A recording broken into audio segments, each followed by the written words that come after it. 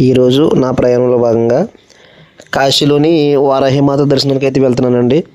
నేను మొదటగా కేదార్ఘాట్కి వచ్చి అక్కడ స్నానం చేసి అక్కడ ఒక దీపారాధన అయితే మనకి తీసుకున్నాను. 20 రూపీస్ తీసుకుంటారనమాట. ఒక బౌల్ లాగా ఇచ్చి దాంట్లోని వాళ్ళు దీపారాధన పెట్టిస్తారు. అది గంగా నదిలో వదిలేసి తర్వాత అయితే నేను వారాహిమాత దర్శనానికి అయితే వెళ్ళిపోతున్నాను. ఈ వీడియో చూసే వారంతా కూడా ఒక లైక్ చేసి షేర్ చేసి సబ్స్క్రైబ్ చేసుకోండి. నచ్చిన వాళ్ళు ఉంటే కామెంట్ కూడా చేయండి. ఈ వీడియో కేవలం మీకు ఇన్ఫర్మేటివ్గా ఉంటుంది, అట్రాక్షన్గా అయితే ఉండదు. కారణం ఏంటంటే కాశీ అనేది చిన్న చిన్న సందుల్లోని ఉండే ఊరు అనమాట అండి. ఇది పెద్ద అట్రాక్షన్గా అయితే ఉండదు. వారాహిమాత గుడికి అయితే నేను రావడం జరిగిందండి. ఇక్కడైతే బయట ఒక 20 రూపీస్ తీసుకుని ఒక సెట్ ఇస్తున్నారు. దాంట్లో ఒక కమల పువ్వు ప్లస్ ఒక వేరే ఫ్లవరు ఒక క్లాత్ లాంటిది ఒకటి ఉంటుంది. అదంతా ఇచ్చుకుని 20 రూపీస్ అనమాట సెట్. అందరూ సెట్ తీసుకున్నాను, నేను కూడా ఒక సెట్ తీసుకుని బయలుదేరడం అయితే జరుగుతుంది. ఇదంతా కూడా ఇరుకు గల్లీ అండి. బాగా ఈ చిన్న చిన్న గల్లీలో ప్రయాణించాలి. మనకి ఈ వారాహిమాత పేరే మన పవన్ కళ్యాణ్ గారు తన వాహనానికి వారాహి అని పెట్టుకున్నారు. అది మన అందరికీ తెలిసిందే. కాకపోతే ఏంటంటే మనం అక్కడ ఊహించుకున్నంత అలా ఉండదండి టెంపుల్. ఈ వారాహిమాత వచ్చి కాశీకి గ్రామదేవత అనమాట అండి.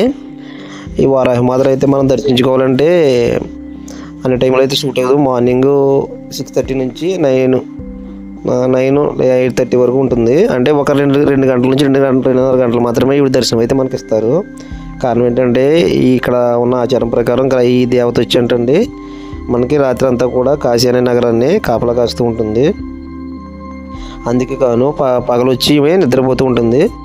మనకైతే పగలు ఉదయం ఒక 2.5 గంటలు మాత్రమే మనకు అవకాశం అయితే ఉంటుంది.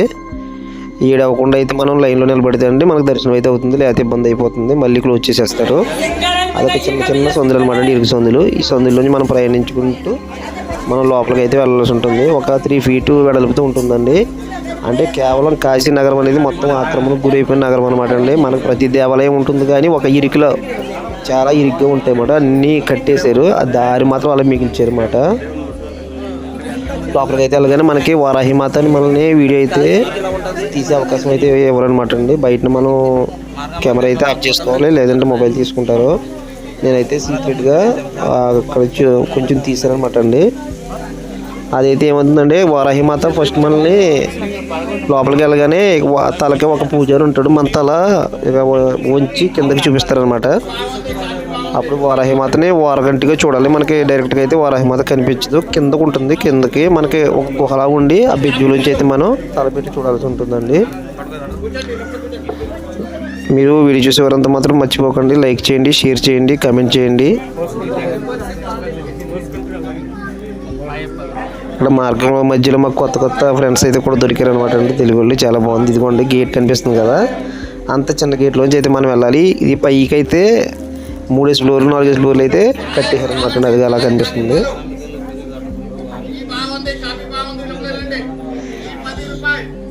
అదనమాట అండి. వెళ్ళే దారి వచ్చే దారి కూడా ఒకటే. అదే దారిలోంచి మనం వెళ్ళాలి, అదే దారిలోంచి రావాలి. కాశీ వెళ్ళేవారు కంపల్సరీ కూడా వారాహిమాతనే దర్శనం అయితే కంపల్సరీ చేసుకుంటారు అనమాట అండి. అది నేను స్లో చేసిన వీడియో అండి. అక్కడ ఒంగుంచి దర్శనం ఇస్తున్నారు, అదే మనకి వారాహిమాత అనమాట అండి. మనం వచ్చే దారిలో తీసాను.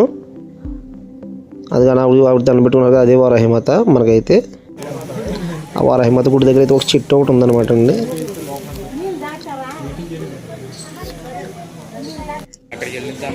జాతకైతే లోపలికి వెళ్ళగానే మనం తల ఉంచి దర్శనం అయితే చేస్తారన్నమాట అండి. ఇప్పుడు దర్శనం అయిపోయిన తర్వాత బయటకు వచ్చానమాట అలా సరదాగా.